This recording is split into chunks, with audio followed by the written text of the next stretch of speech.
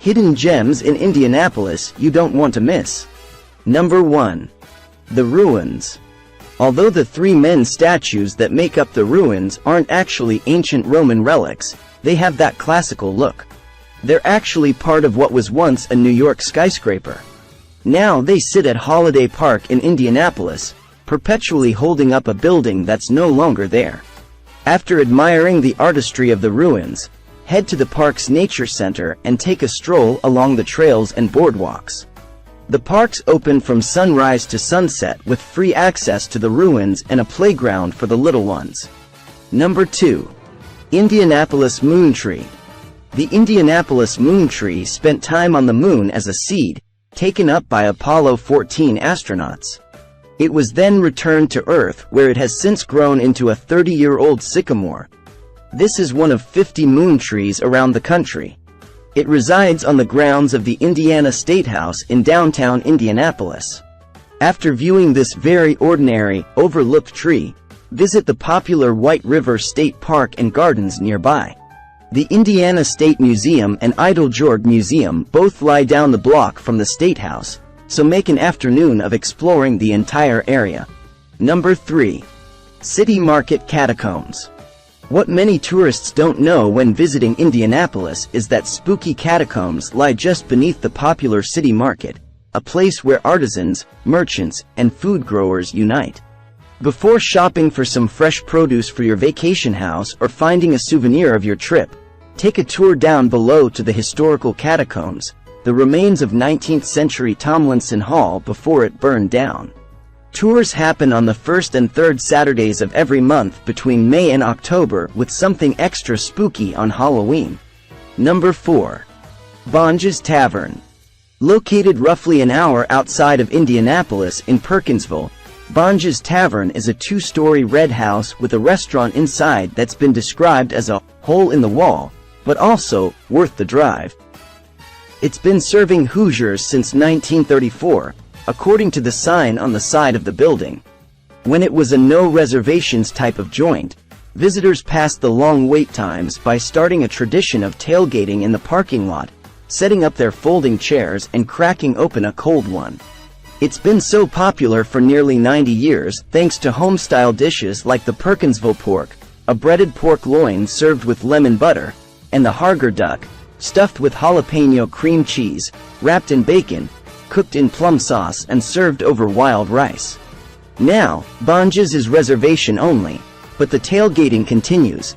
It's all part of the excitement leading up to a great meal, so bring your folding chairs, hop in the car and head to Bonge's for an unforgettable dinner.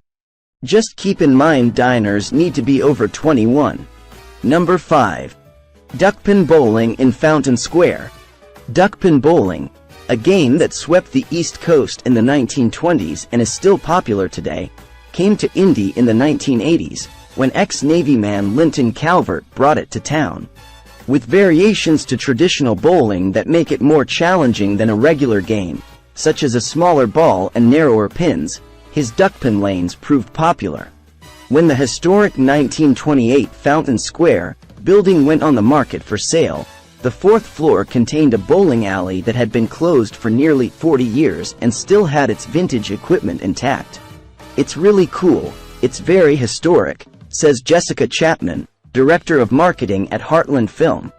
Guests can bowl on the fourth floor in the 1920s era space, now called Action Duckpin Bowl, while the lower level is home to Atomic Bowl Duckpin, a retro alley that uses equipment from the 1950s and 60s salvaged from defunct lanes. Number 6. Doctor Who Museum. Generations of fans who have enjoyed the Doctor Who series can view more than 50 years' worth of rare and collectible paraphernalia from the show. No TARDIS needed, just a trip to Who North America. It all started in 1998 when superfan Keith Bradbury began looking for companies in the UK that were making the types of things he was seeing sold stateside for franchises like Star Wars. It quickly grew to become one of the largest sources of Doctor Who goods in the country. In 2016, it moved into its very own building with the goal of creating a place where fans could share experiences of the world's longest-running television sci-fi show. It hosts events where fans can gather, shop, play games and watch episodes together, with space dedicated to retail, a multi-purpose room for activities and the museum space that displays many rare objects from the show's long history, some of which have never been seen in the US and date back to the very beginning. Number 7. The Commodore. Tucked behind an unmarked door inside the historic Fountain Square Theater, the Commodore is one of the city's newest speakeasies, and finding it is half the fun. It's a great place for cocktails. You don't expect there to be this cozy, intimate lounge when you go through behind the door, says Joshua Driver, founder of Selfless.ly, who is a frequent visitor. Knowledgeable bartenders sling craft cocktails, from a classic old-fashioned to their own creations like the Klondike, with history of lovers gin, Blanche Armagnac, matcha, lime and egg white. With comfortable seating, the Commodore is the perfect place for a drink. Just keep it hush-hush. Number 8. Working Man's Friend. With its crispy, wafer-thin, and award-winning burgers, Working Man's Friend has been a West Side blue-collar burgers and beer joint since 1918. Opened by Macedonian immigrant Louis Stomatkin when he was just 19 years old to serve lunch to the neighborhood's Eastern European railroad workers, it was originally called Belmont Lunch. When railroad workers went on strike in 1922, Stomatkin let workers run a tab, earning him the nickname, the Working Man's Friend. When he died at the young age of 46, his sons took over, revamping the menu, adding upscale drinks like the Pink Lady and 18-ounce steaks, and renaming the restaurant. Now owned by Stomatkin's granddaughter, Becky, the more than century-old restaurant is beloved by many, from tie-wearing CEOs to average Joes who belly up to the bar for a schooner of PBR and a double cheeseburger with a side of onion rings. Number 9. The Cultural Trail. The Cultural Trail is downtown Indiana's way to help visitors and locals alike easily navigate the area.